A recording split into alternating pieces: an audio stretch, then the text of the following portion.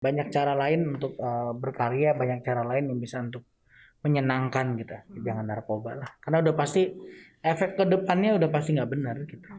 Senangnya sesaat doang, dan ya itu kamuflase lah, efeknya masking doang, masking efek doang. Jadi di depan-depan berasa happy, berani, bisa segala macam gitu, ngerasa lucu, ngerasa kreatif, karena sebenarnya ngebunuh kita di kedepannya gitu.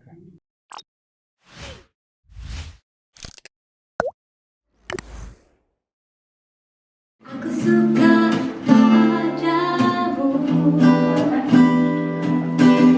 semestinya kau tahu syaratku, bilang cinta padaku. Seandainya ku tak ingin menjadi kasihmu,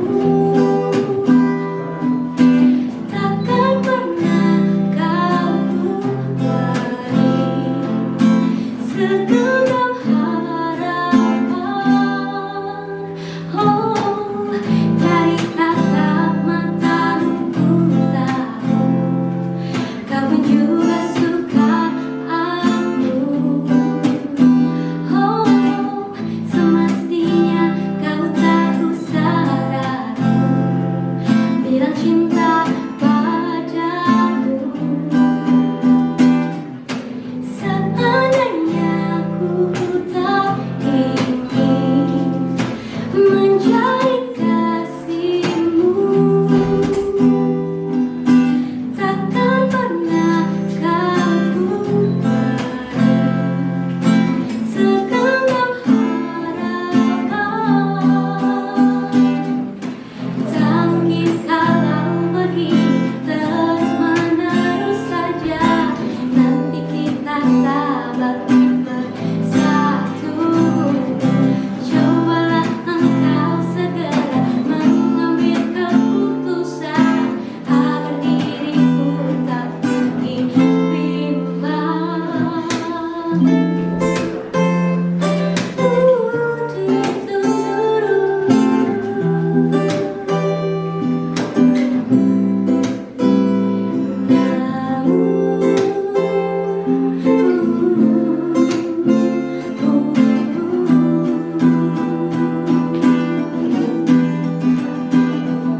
Seandainya ku tak ingin menjadi kasihmu, takkan pernah kau beri segenggam harapan.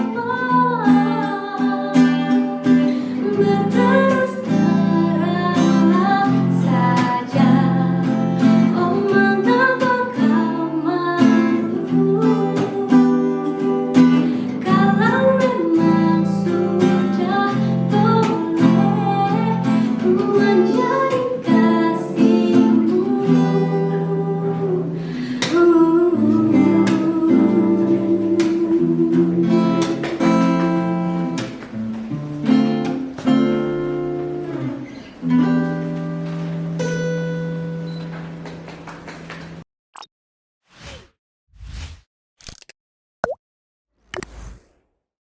Wow, luar biasa itu dia tadi penampilan dari salah satu talenta muda asal Aceh yang baru saja merilis beberapa lagu. Luar biasa. Boleh sekali lagi beri tepuk tangan yang meriah. Teman-teman di studio juga boleh ya. Baik, luar biasa. Bismillahirrahmanirrahim. Assalamualaikum warahmatullahi wabarakatuh. Apa kabar sobat podcast BNNP Aceh semuanya, mudah-mudahan dalam keadaan sehat walafiat. Nah, hari ini kita kedatangan tamu luar biasa nih, artis nasional lah gitu ya. Nah, terkenal di dunia entertain sebagai penyanyi, tapi ternyata beliau juga seorang dokter. Dan yang luar biasanya lagi, beliau merupakan putra daerah asal Aceh. Siapa lagi kalau bukan Tompi. Assalamualaikum Bang Tompi. Waalaikumsalam. Ya kalau biasa dipanggil dok, hari ini dipanggil bang boleh ya? Khas nih kita di Aceh panggilnya bang, mungkin kalau di luar panggilnya mas gitu ya. Apa kabar bang? Baik-baik, sehat alhamdulillah. Sehat, kapan sampai Banda Aceh bang? Tadi pagi flight jam 8, sekitar jam 10-an ya, 10 10 setengah 11 lah. Mudik akhir tahun ya? Ya mudik setelah 2 tahun mungkin saya nggak pulang. Oh, 2 tahun nggak pulang. Terakhir Jadi pulang pas enggak sih setahun ya setahun. setahun nggak pulang. Jadi ini pulang dalam rangka Ada yang dilihat pokoknya. ada yang dilihat. Oke, lihat kampung halaman gitu ya. Baik, Bang. Nah, ini kita ngobrol-ngobrol di podcast BNNP Aceh. Pastinya kita juga nggak jauh-jauh dari membahas soal narkoba gitu ya. Tapi sebelum itu, Bang, boleh kita cerita-cerita sedikit soal perjalanan karirnya ya. Kalau tadi kita melihat talenta muda asal Aceh sudah menyemangati kita hari ini menunjukkan karyanya gitu. Kalau dari Bang Tompi sendiri gimana sih Bang melihat potensi anak muda di Aceh dibandingkan dengan kondisi di Jakarta atau di seluruh Indonesia lah? Sebenarnya saya rasa nggak ada bedanya sih antara apa namanya kemampuan ya, kemampuan potensi. Apalagi kalau tadi dengerin teman-teman bermain musik dan nyanyi, udah sama aja rasanya dengan di Jakarta gitu. Cuma memang mungkin masalah exposure, kesempatan aja, Iya. ya. Nah, cuma dengan zaman sekarang sudah mulai terbukanya akses ke sosial media, ya, YouTube ataupun Instagram ataupun kanal-kanal yang lain gitu. Saya rasa udah nggak ada penghalang lagi untuk berkarya gitu. Jadi nggak harus, kalau dulu mikirnya pasti, wah kalau mau jadi artis harus ke Jakarta gitu. Rekaman di Jakarta, bikin produksi di Jakarta baru bisa ngetop. Kalau enggak. Kalau sekarang sih enggak. Di Jawa ada satu penyanyi dari Jawa, saya lupa namanya, ya itu viewers YouTube-nya itu sampai jutaan, ya jutaan viewers, itu banyak banget gitu. Jadi nggak ada satu halangan atau pantangan lagi gitu. Jadi buat teman-teman di Aceh yang memang ngerasa punya potensi, punya karya, ya berlomba-lomba lah bikin konten gitu. Tinggal sekarang gimana kontennya kedengeran. Kalau bikin sesuatu yang bagus tapi sama bagusnya dengan orang lain, ya nggak akan kedengeran. Iya, betul. Jadi harus bagus dan beda gitu baru akan kedengeran. Nah, kalau kita cerita soal berkarya ini kan kadang kendalanya di istiqomahnya gitu ya. Mungkin untuk memulainya itu semangat. Anak-anak muda di Aceh juga, bahkan menurut data wirausahawan pun gitu ya, yang memulainya banyak, tapi yang bisa bertahan itu sedikit karena banyak masa-masa down-nya gitu. Mungkin karena mulainya dengan nyontek sih. Iya, bisa jadi tuh ya. Ya, jadi kalau memulai, jadi gini, jangan mengerjakan sesuatu motivasinya uang di depan gitu. Kalau bikin sesuatu itu motivasinya uang di depan, begitu nggak laku langsung ngerasa aduh patah semangat gitu ya. Kerjain sesuatu karena memang ada satu passionnya di situ dulu gitu. Ya harus ada passionnya gitu. Saya selalu nganalogiin seperti anak kecil yang demen main game gitu ya. Nggak tidur pun nggak apa-apa. Iya. Nggak tidur, nggak makan nggak apa-apa. Yang penting boleh main game gitu. Nah, passion itu harus ada di kita melakukan pekerjaan yang sifatnya kreatif, karya gitu. Jadi kalau misalnya bikin lagu, tujuannya ini supaya laku, supaya orang suka. Ya kalau orang nggak suka gimana? Kita kan nggak bisa maksa orang untuk suka. Betul. Jadi yang bisa kita kerjakan apa kerjanya dengan passion dulu dan konsisten. Jadi jangan ikut-ikutan ya. Di Aceh kan kebanyakan gitu. Satu bikin warung kopi, ntar sebelahnya bikin warung kopi semuanya. Ya. Jadi akhirnya nggak akan punya apa namanya sesuatu yang menjadi pembeda gitu. Padahal potensial banyak. Apa sih sini yang nggak ada, semuanya ada kok gitu. Kalau cerita perjalanan Bang Tompi memulai karir di awal dulu gimana tuh Bang? Ada masa up and downs-nya pasti dong. Nah saya beruntung enggak sih. Oh enggak ya? Jadi Karena langsung saya- up.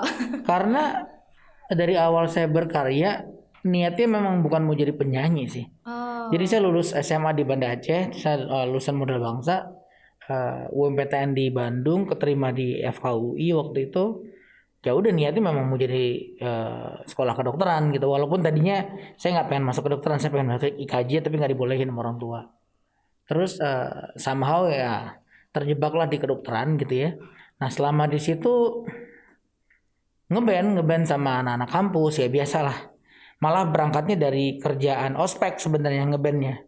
Nah tapi karena saya senang berkesenian, ya udah main aja nyanyi aja tanpa ada beban harus terkenal gitu, beban harus didengerin orang gitu. Nah justru mungkin ya saya juga nggak tahu. Itu yang membuat apa namanya orang-orang jadi ngelirik sih. Apalagi saya nggak punya background pendidikan musik. Zaman SD, SMP, SMA saya penari sedati, saya belajar saman gitu. Jadi background vokal saya background kemampuan tari daerah sebenarnya. Jadi mungkin karena itu jadi beda gitu. Wah tiba-tiba ada penyanyi membawakan lagu pop Indonesia secara umum tapi teksturnya tekstur yang belum biasa orang-orang di Pulau Jawa dengar pada masa itu gitu. Jadi begitu dengar, wah apaan nih, jadi pembeda gitu. Nah itu yang mungkin jadi bikin kedengaran, mungkin ya. Ada nilai Gitu. pembedanya ya. Itu tuh Sobat BNNP Aceh yang bisa menjadi catatan kita hari ini. Apapun karya yang kita pilih harus ada pembedanya yang jadi ciri khas gitu. Yap. Betul ya Bang ya? Yap.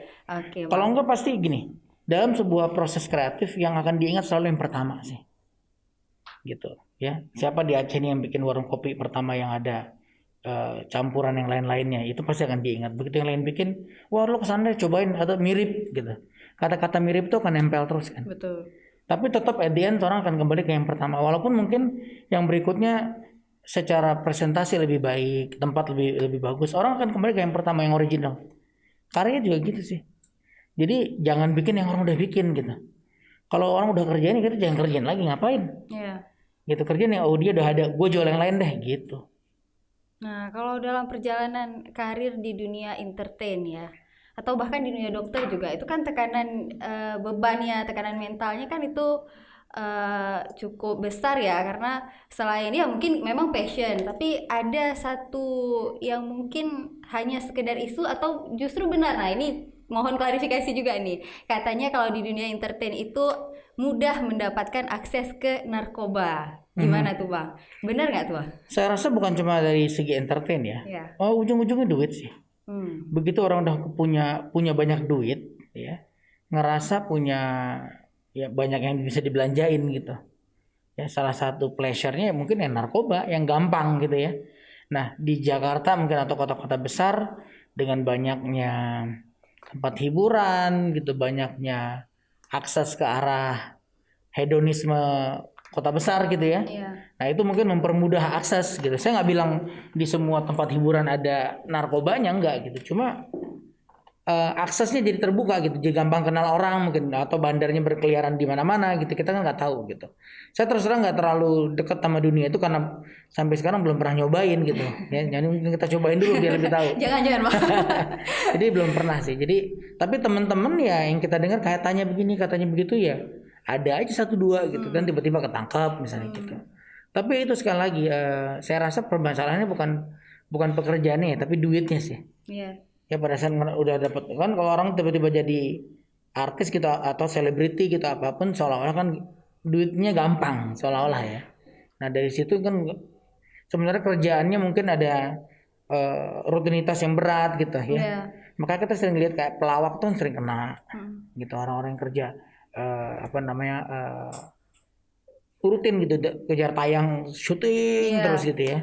Nah, mungkin perlu boosting stamina, terus ada yang nawarin lu pakai ini biar stamina lebih kuat, padahal kan justru ngerusak sebenarnya. Betul. Kalau dari Bang Topi sendiri, ya oke, kalau cobain udah ya deal ya, kita belum pernah. Tapi kalau mendapat tawaran pernah nggak Bang? Saya belum pernah. Belum pernah ya. Itu lingkungan ngaruh lah. Ya kalau Anda bergaul dengan lingkungan orang-orang yang ada perokok, mungkin kita akan sekali pengen nyoba ngerokoknya gimana sih rasanya gitu. Lingkungan orang yang mabuk mungkin sama, pengen nyobain juga gitu. Tapi kalau lingkungannya narkoba juga saya rasa satu saat akan, walaupun mungkin nggak berlanjut tapi pernah nyoba mungkin saya nggak tahu juga. Tapi itu ngaruh lah, lingkungan ngaruh. Karena kan kadang alasan orang menggunakan itu untuk percaya diri, kemudian tadi untuk stamina gitu-gitu ya. Itu kan hal-hal yang sebenarnya semua orang butuhkan sih, tapi entah kenapa itu jadi identik dengan dunia entertain gitu ya. Kalau dari Bang Tompi sendiri menghadapi masalah-masalah kayak kepercayaan diri atau stamina dan sebagainya lah, itu gimana sih Bang tipsnya? Kalau saya sih makan yang enak, tidur yang cukup. Simple ya. Sebenarnya itu problem yang harusnya dipecahkan sendiri, bukan dipecahkan dengan obat kan. Iya. Gitu. Jadi narkoba itu nggak akan membuat kita percaya diri, hanya masking effect aja. Karena nggak bisa ngontrol, jadi kesannya jadi berani gitu. Padahal sebenarnya lose control kan. Selain narkoba di dunia kedokteran kan juga ada mungkin penyalahgunaan obat-obatan gitu yang mungkin lebih mudah diakses oleh dokter. Itu juga ada, Bang. Saya nggak pernah, di lingkungan saya nggak pernah. Ya di lingkungan saya nggak pernah. Tapi saya rasa itu jadi fenomena sosial sekarang, karena dulu ya awal-awal saya praktek itu gampang kalau saya mau resepin obat-obat yang sifatnya ada efek tidur gitu, ya obat-obat tidur aja, penenang gitu dulu gampang. Kita belajar tata cara penulisan resepnya, cantumin nomor SIP, cantumin kontak lengkap, alamat, pokoknya detail kontak kita cantumin di resep, biasa obatnya keluar. Sekarang udah nggak bisa. Sekarang kita kasih begitu, pasiennya datang nyari ke sana, pasti katanya habis nggak ada stok, apalah, pokoknya selalu begitu. Jadi sekarang susah. Jadi saya rasa mungkin ada sebagian orang yang memang menyalahgunakan wewenang itu sehingga akhirnya dari sisi farmasinya jadi lebih ketat ya. Kalau dari Dokter Tompi, Bang Tompi ya, Bang Tompi sendiri melihat permasalahan narkoba ini di anak muda, baik itu di Aceh ataupun skala nasional, itu apa sih Bang yang pengen disampaikan untuk mereka? Siapa nih? Pengguna atau Anak muda pada umumnya lah, yang paling mungkin ditawari narkoba gitu. ya kalau bisa berpesan saya rasa klise sih jawabannya jangan gitu. Ya, janganlah gitu. Banyak cara lain untuk berkarya, banyak cara lain yang bisa untuk menyenangkan gitu. Jangan narkoba lah. Karena udah pasti efek ke depannya udah pasti nggak benar gitu. Ya. Senangnya sesaat doang dan ya itu kamuflase lah. Efeknya masking doang. Masking efek doang. Jadi di depan-depan berasa happy, berani, bisa segala macam gitu, ngerasa lucu, ngerasa kreatif. Karena sebenarnya ngebunuh kita di kedepannya gitu. Sebenarnya tanpa itu juga kita bisa berkreativitas. Oh banget, banyak kok karya-karya lahir tanpa begituan. Kalau secara medis kenapa sih Bang ini narkoba itu dianggap bisa meningkatkan kreativitas gitu ya? Ya kan orang kalau udah on drugs kan jadi fantasinya kemana-mana. Ya. Ya itu tadi kehilangan kendali kan, jadi nggak punya kendali lagi. Hidup di dunia sendiri gitu. Fantasinya kemana-mana gitu. Saya rasa itu kali ya. Dari situ dia seolah-olah jadi mampu berbuat sesuatu yang beyond gitu ya. Saya pernah ngobrol sama salah satu teman yang beberapa waktu lalu ketangkep, bukan sama dia sih ngobrolnya sama teman-temannya. Ya itu katanya kalau on drugs itu membuat mereka tuh kebutuhan atau fantasinya tuh di luar range normal gitu. Dalam hal apapun gitu. Nah itu mungkin efek-efek itu yang wow efek itu dapatnya kalau lagi make gitu. Ya. Terus kalau Bang Tompi sendiri tanpa make nih, gimana tipsnya Bang biar bisa tetap berinovasi terus? Masih update sampai sekarang. Harus on passion sih. On passion. Jadi berkarya itu nggak bisa dikondisikan gitu. Nggak bisa masuk ke ruangan saya mau bikin lagu nggak akan jadi aja tuh lagu. Kalaupun bunyinya nggak enak aja. Jadi emang karya bisa hadir kapan aja. Kadang lagi boker, kadang lagi sholat, kadang lagi nongkrong atau lagi bengong gitu. Jadi emang yang paling penting adalah menciptakan mood lah. Nah silahkan ketemu teman, hangout, cari lokasi baru, apa aja yang bisa menginisiasi kita moodnya enak. Nah biasa tuh ide-ide akan muncul gitu. Oke, tadi kita ngobrol soal sholat gitu ya. Kalau menurut Bang Tompi, kedekatan secara spiritual kita dengan pencipta itu seberapa berpengaruh untuk kita lebih tahan banting gitu menghadapi masalah hidup gitulah? Theoretically sih harusnya itu menjadi rem ya. Harusnya menjadi rem, tapi di zaman sekarang sulit juga kita menjadikan sebagai patokan secara umum sih. Ya buktinya beberapa waktu lalu kita lihat tuh ada yang punya pesantren tapi ternyata melakukan pencabulan gitu terhadap anak gitu. Ya kalau kita ngomong kurang secara yang kasat mata kurang dekat apa dia sama Tuhan. Iya. Ya kasat mata kan itu. Kita kan menilai apa yang kita lihat gitu. Ya. Gitu juga di Aceh saya juga dengar baca berita kejadian pelecehan seksual di lingkungan Aceh juga tinggi sekali ternyata gitu. Dan kebanyakan terjadi di lingkungan-lingkungan yang dekat dengan agama. Jadi saya rasa masalah self control, masalah pengendalian diri ini ya tentu ada hubungannya ya. Banyak orang baik yang memang dekat sama Tuhan gitu, tapi di luar sisi yang lain ada faktor lain sih. Ya, karena emosional manusia itu kompleks banget saya rasa ya. Tidak berjalan secara satu faktorial doang gitu. Ya. Oke, luar biasa ya hari ini Sobat BNNP kita udah banyak dapat wejangan nih dari senior kita yang udah terbukti sukses berkarir di ibu kota. Mudah-mudahan Sobat BNNP khususnya anak-anak muda juga bisa terus berkarir, berkarya, berinovasi tentunya tanpa narkoba. Baik Bang Tompi, sebelum kita menutup nih, ada closing statement yang ingin disampaikan untuk anak muda di Aceh?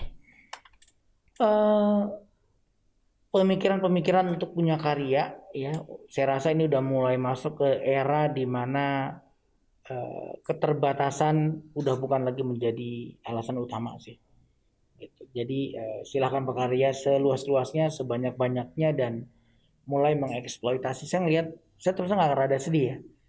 Setiap ke Aceh tuh ngerasa kayak ini orang Aceh hidup nggak sih sebenarnya?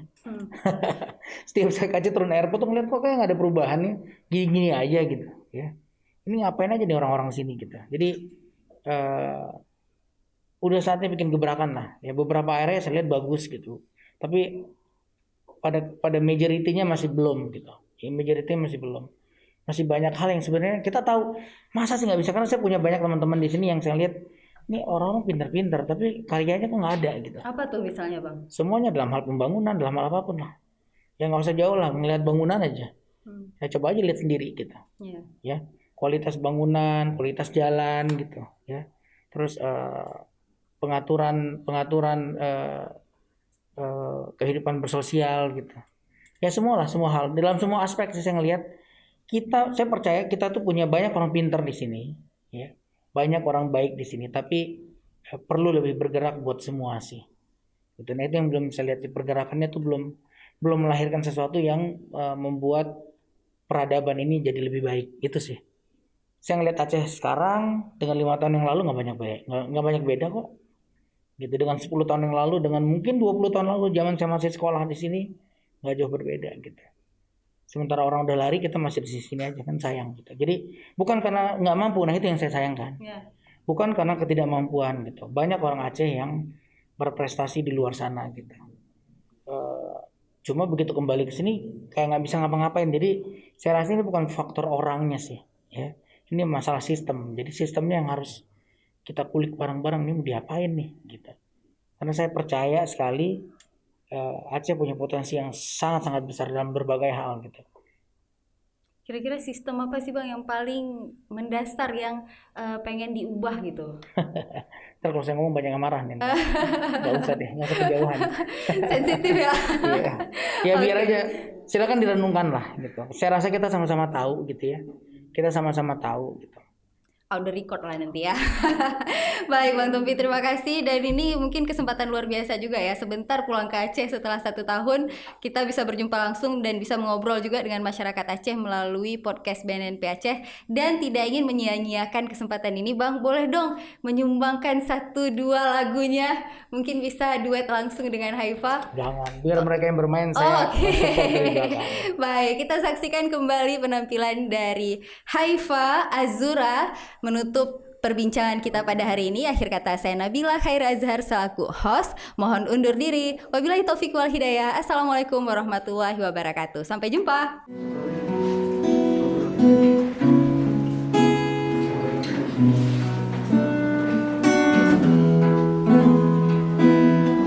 Hai semuanya, perkenalkan aku Haifa Azura.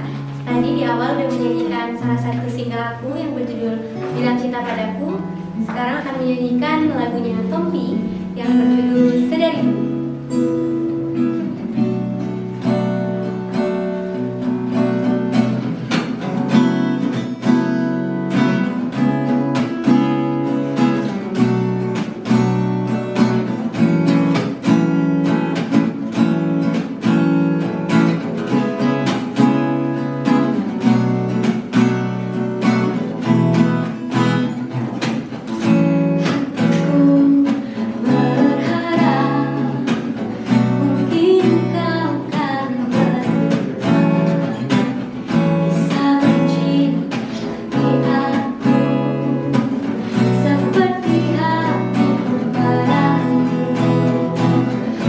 Jangan